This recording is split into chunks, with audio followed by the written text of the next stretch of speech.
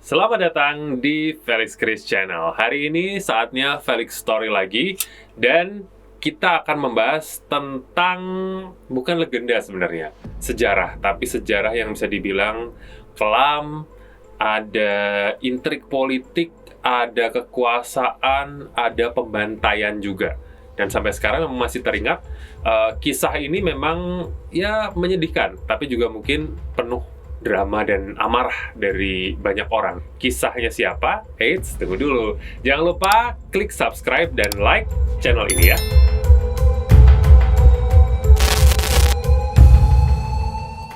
Oke, yang pertama dulu harus kita tahu kalau kita bicara tentang royal wedding, itu kan identik banget dengan pernikahan keluarga kerajaan. Yang paling gampang diingat adalah royal weddingnya dulu Prince William dan juga Prince Harry, keluarga kerajaan Inggris. Tapi belum lama ini juga ada satu royal wedding yang bikin semua orang lumayan heboh, karena royal wedding ini adalah royal wedding pertama yang diadakan setelah 100 tahun. Wah, dari kerajaan mana? Nah, ternyata royal wedding ini adalah royal wedding dari keturunan dinasti Romanov. Itu adalah kekaisaran Rusia. Jadi sudah 100 tahun nggak ada lagi royal wedding Rusia. Ternyata keturunannya Kaisar Rusia, Romanov, itu masih ada dan melangsungkan pernikahannya. Itu adalah Grand Duke George Mikhailovich Romanov yang menikah dengan Rebecca Betarini, seorang wanita berkewarganegaraan Rusia. Nah, pertanyaan selanjutnya, kenapa sampai 100 tahun tidak ada royal wedding di Rusia? Kenapa tiba-tiba baru sekarang ada royal wedding lagi gitu kan? Terus selama ini keluarga kerajaan Rusia itu nikahnya gimana? Apakah mereka tidak pernah ada royal wedding sebelumnya selama 100 tahun? Atau mereka nikah diam-diam? Nah, ini kisahnya akan kita bongkar sekarang, karena ternyata konon katanya semua keluarga dan keturunan dari dinasti Romanov itu sudah habis, hilang, tidak ada, dibantai. Sampai akhirnya tahun ini nih muncul ada satu keturunannya dinasti Romanov yang melangsungkan royal wedding. Kalau Rusia yang sekarang kita tahu pemimpinnya itu kan presiden gitu ya, tapi sebelumnya memang Rusia ini bentuknya adalah kerajaan atau kekaisaran, dan gelar rajanya itu adalah Tsar. Itu dari rumpun bahasa Slavia. Kalau bahasa Inggris mungkin king gitu ya, atau bahasa Indonesia raja, tapi gelarnya adalah Tsar. Nah, yang terakhir itu memimpin Rusia adalah dinasti Romanov, yang rajanya atau kaisarnya adalah Nicholas yang kedua. Kalau sejak kapan dinasti Romanov ini memimpin Rusia, itu pertama kali dipimpin oleh Michael Romanov di tahun 1613 sampai 1645.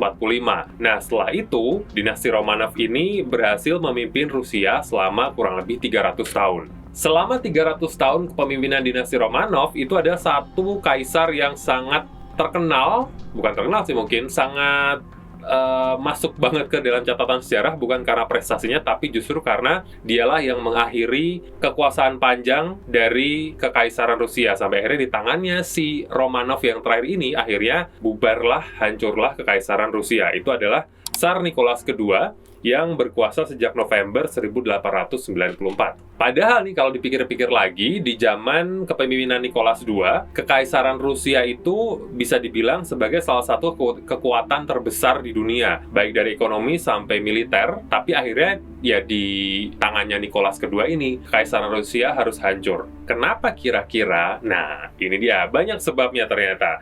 Nah, yang pertama nih, dari awal mungkin memang karena Nicholas II ini sudah, mungkin jiwa kepemimpinannya belum ada gitu ya, jadi dia memimpinnya setengah-setengah. Nah, Nicholas II ini sendiri mengaku kalau di awal itu dia belum siap menjadi seorang kaisar dan harus menjalani segala macam kerumitan urusan kenegaraan. Tapi di sisi lain dia itu juga ingin wilayah Rusia diperluas lagi sampai ke Korea. Jadi dia istilahnya harus berperang atau bersaing dengan Jepang yang saat itu masih menjajah Korea. Dan gara-gara ambisi ini, akhirnya Rusia harus kalah perang dari Jepang. Itu di tahun 1904 sampai 1905, dan ini dianggap sangat memalukan. Jadi rakyat udah mulai kecewa nih di awal sama Nicholas II. Masa perang lawan Jepang yang kecil itu aja kalah gitu ya? Kekecewaan ini menimbulkan revolusi besar-besaran, sampai akhirnya di tahun 1912, dukungan terhadap dinasti Romanov itu terus menurun, dan Nicholas II yang saat itu mendapatkan banyak kontroversi dan mulai tidak ada pendukungnya, itu justru malah ikut masuk melibatkan diri ke Perang Dunia Pertama yang membuat keadaan semakin memburuk. Kenapa? Karena mungkin setelah habis-habisan perang sama Jepang dan kalah, itu kan karena akhirnya peralatan tempurnya minim. Kemudian prajuritnya jadi makin sedikit, kurang terlatih, dan juga kepemimpinan militer yang buruk. Jadi istilahnya nggak siap juga buat ikut gabung atau terlibat di Perang Dunia yang pertama. Nah, puncaknya adalah kekacauan besar yang terjadi di bulan Maret 1917. Rakyat Rusia pada saat itu menuntut adanya perbaikan pemerintahan, tapi justru dari pemerintah itu malah mengirimkan tentara untuk mengendalikan kekacauan yang ada di masyarakat. Tapi ternyata justru ini bumerang nih, bala tentara yang dikirimkan buat meredam amarah masyarakat justru malah mereka berontak. Mereka gabung sama pemberontak dan menyerang balik, jadi melawan kerajaan Rusia saat itu.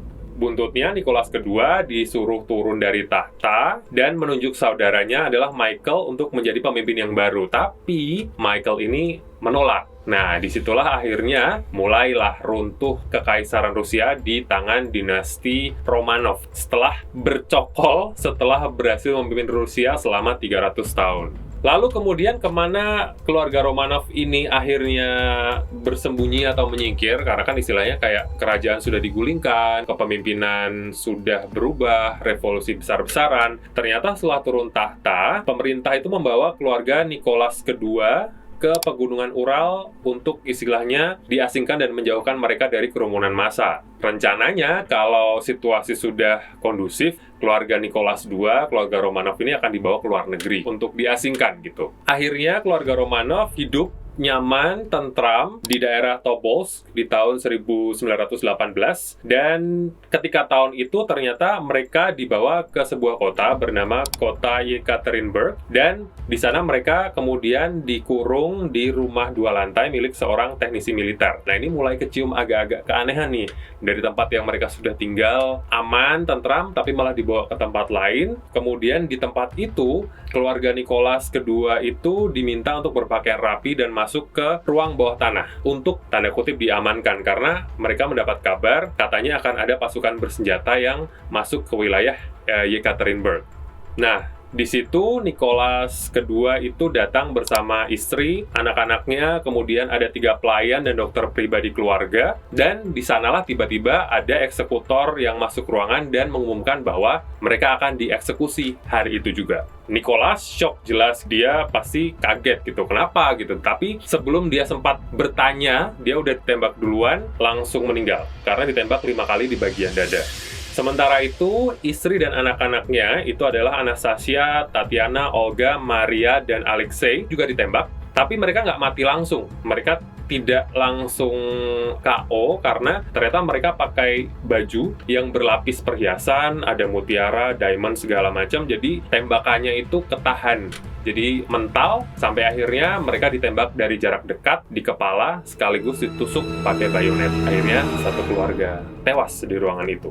Nah, belum selesai sampai di situ pembantaiannya. Ternyata mayat keluarga Romanov ini kemudian dibawa ke hutan, kemudian dibakar untuk tidak meninggalkan jejak bersih, dan sisa-sisa bagian tubuh yang masih tersisa itu dimasukkan ke cairan asam, kemudian dibuang ke semacam terowongan bekas tambang. Jadi memang benar-benar pengen dihilangkan gitu semua keluarga Romanov. Kemudian bahkan keluarga jauhnya pun itu adalah adik ipar Nicholas II, Grand Duchess Elizabeth Feodorova, juga ditangkap dan dimasukkan ke terowongan bekas tambang lain dan hidup-hidup, nggak dibunuh. Sementara yang lain pasti udah ditembak mati juga. Nah, kemudian ternyata bukan cuma keluarga Romanov, bahkan para penembak ini atau eksekutor itu juga mengeksekusi pelayan, juru masak, sopir, dan dokter pribadi keluarga Nicholas yang kedua. Kabarnya jenazah keluarga Nicholas II itu baru ditemukan tahun 1991 dan dikonfirmasi karena sudah ada penelitian DNA-nya juga.